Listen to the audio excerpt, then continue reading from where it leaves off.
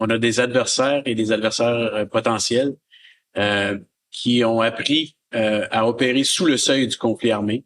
Puis je dirais l'aspect de compétition qui domine l'environnement actuel fait en sorte que notre approche qui était très conventionnelle par rapport à des problèmes, le niveau de complexité dans un environnement volatile, incertain, complexe et ambigu nécessite une différente approche dans la planification, cadrer et solutionner des problèmes.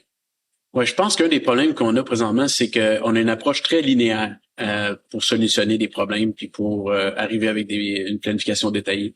Ce qu'on a tendance à faire, c'est d'identifier l'état final, développer des objectifs, trouver les effets qu'on va vouloir performer pour atteindre ces objectifs-là, les regrouper sur des lignes d'effort ou des lignes d'opération distinctes, et puis d'établir des points décisifs qui vont devoir être franchis dans le but d'atteindre ces objectifs-là. Donc, c'est une façon d'ingénierie renversée, si on veut, où on établit l'état final, puis ensuite, on va regarder les étapes qui doivent être conduites pour l'atteindre.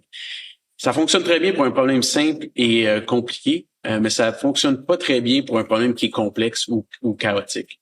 Et puis, je pense que le danger qu'on a présentement, puis il y a des situations dans lesquelles la planification opérationnelle linéaire fonctionne. Un théâtre très conventionnel, théâtre de guerre très conventionnel, avec deux forces armées, avec des tenues, puis qui respectent les conventions de Genève, puis ainsi de suite. Ça crée un environnement, je pense, qui peut être plus adéquat pour une planification très linéaire. Mais la réalité d'aujourd'hui fait en sorte que, avec le changement de caractère de la guerre et puis la complexité, fait en sorte qu'on a besoin de reviser notre façon de penser, puis on a vraiment besoin de questionner notre façon de planifier aussi. Oui, si je peux prendre des exemples militaires, je qualifierais par exemple un problème simple. Je commencerai avec un problème qui est simple. Problème simple se définirait par exemple comme une attaque d'équipe de combat.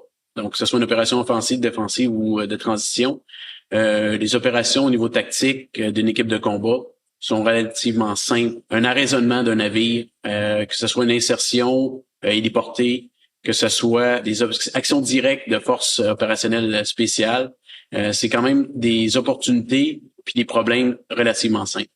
Du côté d'un problème compliqué, je dirais l'exemple du débarquement de Normandie.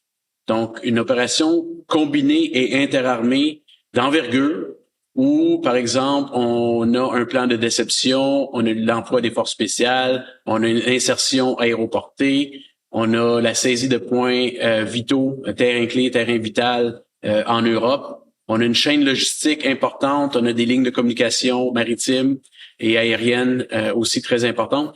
Donc, compliqué en soi, très compliqué, mais on ne tombe pas nécessairement dans le complexe. Un exemple de problème complexe serait une campagne de contre-insurrectionnelle dans le sud de l'Afghanistan, telle que celle qu'on a vécue au cours des dernières décennies. Donc, le terrain humain est très complexe. Les causes d'instabilité sont énormes, sont diverses. Ils vont de une gouvernance traditionnelle qui se mélange avec une gouvernance étatique, du crime organisé, des problèmes de culture d'opium, des problèmes de développement énormes, un pays qui est vraiment en difficulté au niveau de la pauvreté, des défis sociaux incroyables. Puis encore là, ça vient tout dans l'équilibre entre la gouvernance, le développement puis l'aspect sécuritaire. Donc, un problème très complexe quand on parle de l'élément humain jusqu'au niveau tactique, jusqu'au niveau du village, l'aspect tribal aussi, l'aspect générationnel qui vient nous emmener vraiment des difficultés énormes du côté de planification. L'avantage du design, c'est qu'il va y avoir plusieurs méthodologies pour analyser puis bien comprendre l'environnement qui vont nous permettre d'être un peu moins délibérés puis axés sur un élément du problème qu'on essaie de résoudre. Et la tendance pour les militaires va être bien sûr de toujours mettre l'effort sur la sécurité. Donc, on va avoir une approche, j'argumenterais, de se concentrer sur la menace tangible, sans nécessairement considérer toutes les autres menaces à la stabilité du pays, que ce soit les pays limitrophes qui ont des influences directes sur l'Afghanistan, par exemple, que ce soit les intérêts étrangers, que ce soit les organisations non gouvernementaux, les organisations gouvernementales. Donc, toute cette complexité-là. Puis en utilisant du design dans un milieu aussi complexe, ça nous permet d'approcher le problème de différents points de vue. Et puis en ayant, par exemple, une équipe de planification qui est diversifiée, comme par exemple, j'ai eu l'opportunité d'avoir une planificatrice de l'Agence canadienne de développement international, ainsi qu'un planificateur des affaires étrangères, qui me donnait vraiment cette richesse de perspective par rapport aux problèmes qu'on essayait de résoudre dans le sud de l'Afghanistan. Tout en essayant de développer les capacités afghanes au niveau de la police puis des armées, qui prend encore là des années à vraiment avoir un effet tangible là, sur le terrain. Ouais, je pense que on tombe dans l'espace de compromis. Donc, on comprend tout qu'on a nos lentilles, des lentilles différentes pour approcher une situation. Et puis, je pense qu'avec un travail collaboratif, on est capable d'arriver avec un compromis sur les meilleures actions à prendre sur le terrain qui vont rencontrer des objectifs, oui, de sécurité, mais qui vont aussi permettre outiller la gouvernance puis permettre le développement au niveau local. Puis c'est bien certain que il y a des actions qu'on prend qui vont générer un effet sur le terrain. Il faut être capable de mesurer et d'ajuster notre stratégie et puis notre approche dans le temps pour s'assurer que les effets vont avoir un effet tangible dans la durée. Je pense qu'il faut vraiment arriver puis questionner notre façon de penser. Donc, il faut vraiment penser autrement. Quand on joint les forces à l'âge de 17 ans puis qu'on commence avec notre qualification militaire de base pour officier, ensuite, on va aller faire nos cours d'armes de combat. On va apprendre l'estimé de combat, que ce soit pour les opérations offensives, défensives, transition.